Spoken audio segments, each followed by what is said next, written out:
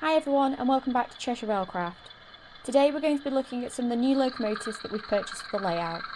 This is going to be a diesel heavy feature as this is something that particularly interests the owner, which is a bonus for me as this is also where my interests lie too. We will also be showing some of the before and after weathering effects that Luke has done on the locomotives, but this video will not be showing the whole process in detail as we've done that in a previous video. However, if this is something that you're interested in seeing going forward, let us know and we can do more videos showing how the weathering effects can be achieved. So this first locomotive we're showing is a Class 17 Clayton from Helgen. This is one of my favourite locomotives. I just love the shape of it. When we purchased it, it was just DC, so we've purchased a lock sound decoder and fitted some speakers, and now we're quite happy with it.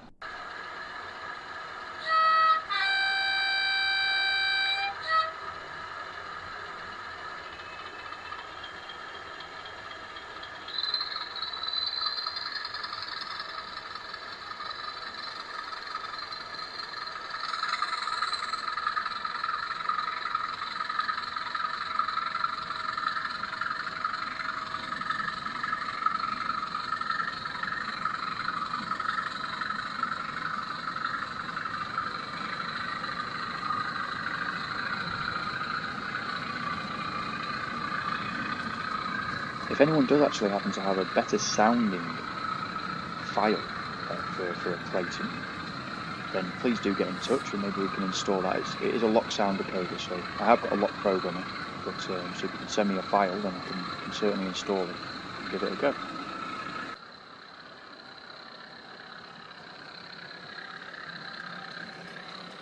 This model just still needs some weathering because it's still a little bit too shiny, sort of fresh out of the packaging, so we will be dulling that down in due course. Again, if you want to see a video on that, then let me know.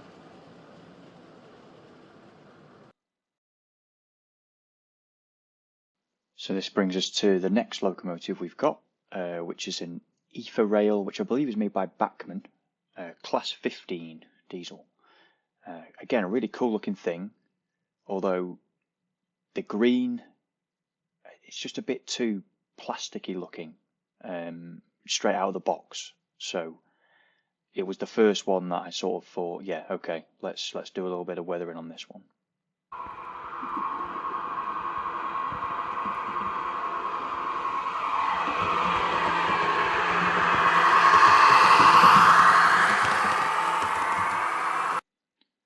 And this is where I ended up after a fair bit of weathering, different powders and airbrushing. This is where we ended up. I'm pretty happy with it, but let me know what you think. Have I gone too much? Does it need more? I was even thinking about maybe some actual textured damage.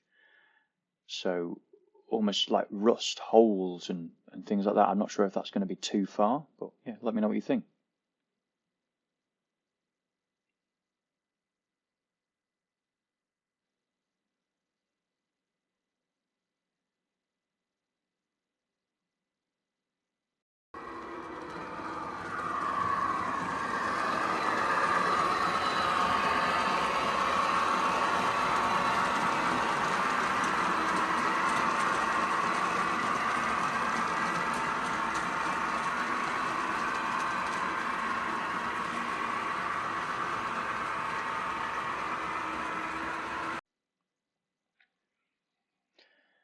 So you'll just have to excuse the wagon there with the camera on the front.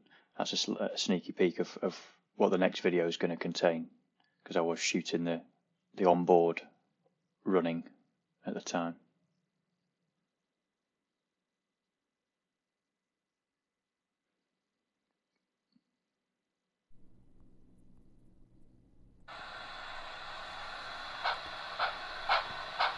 So this was just us playing with the new smoke effect that we have. It's the ESU smoke distiller, and we think it has a much better appearance than the previous oil that we were using. So we definitely recommend this ESU smoke fluid.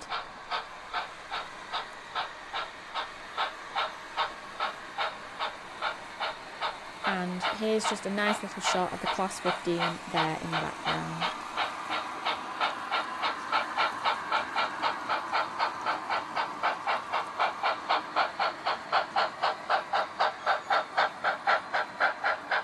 And there's our Deltic sitting at the back there, which I can happily say finally is working perfectly. It's took a heck of a lot of work. It's been to a few shops to try and diagnose why the sound was so intermittent, especially on the corners. I thought it was a short.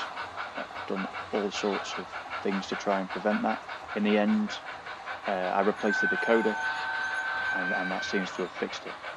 So, unfortunately, an expensive fix.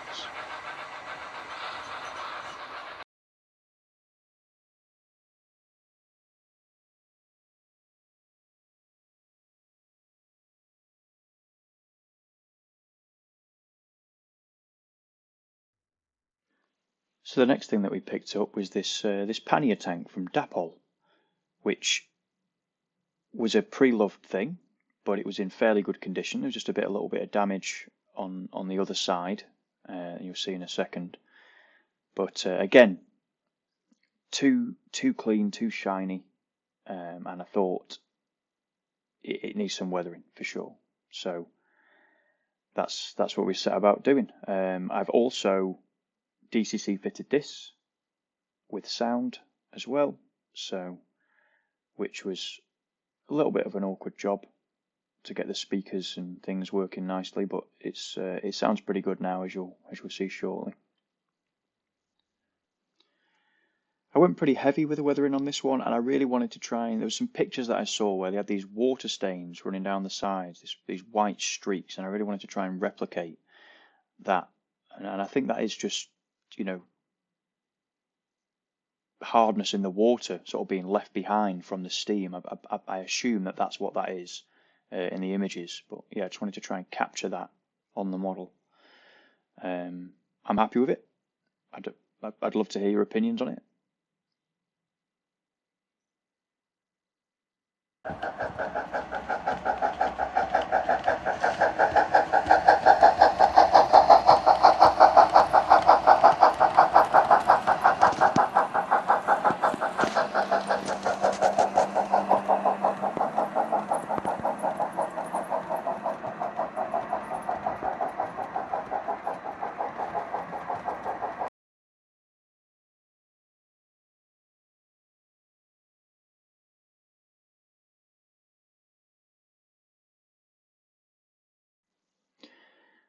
And then finally, and this one was purchased sort of for me and Tash more than anything else, and probably won't live at the layout all the time.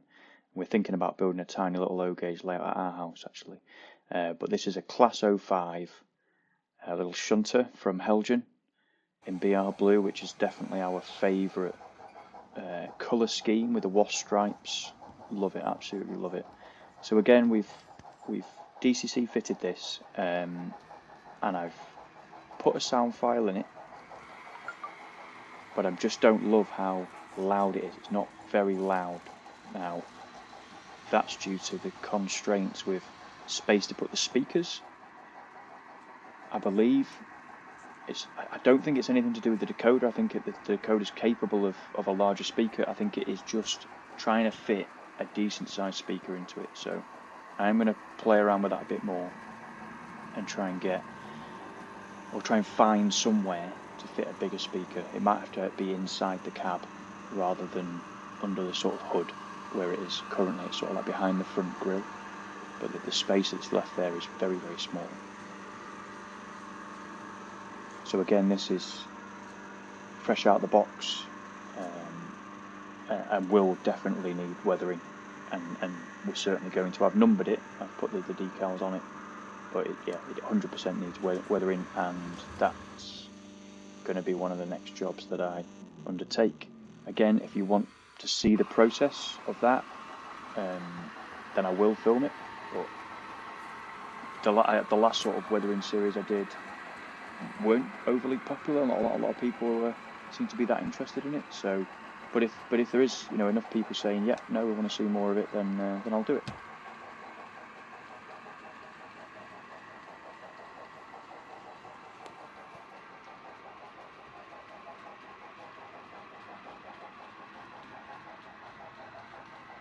So we had a few people sort of saying, oh, we'd love to see more shunting around the layout, so we thought we'd shoot a little bit of this little guy, pulling some coaches out of the sort of arrivals platform and then moving them over to the departures platform, which I believe is how this layout has been designed to work,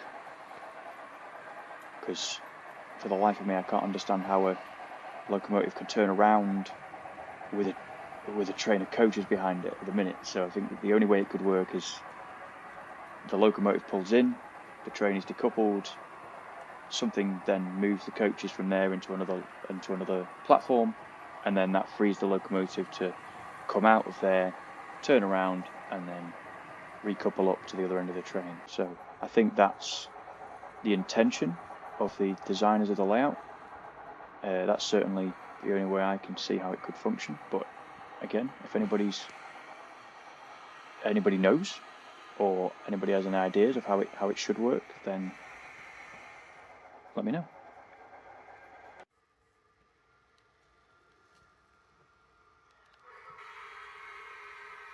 The other thing I'd love to see is some sort of automatic coupling rather than the hand of God with a little hook having to do the coupling. It'd be really cool to get some sort of automatic coupler on the locomotive. It's certainly on the shunter maybe, but I suppose you'd have to have it on the actual pulling locomotive as well, so you can uncouple there. I don't know. Again, ideas. I would love to hear your ideas.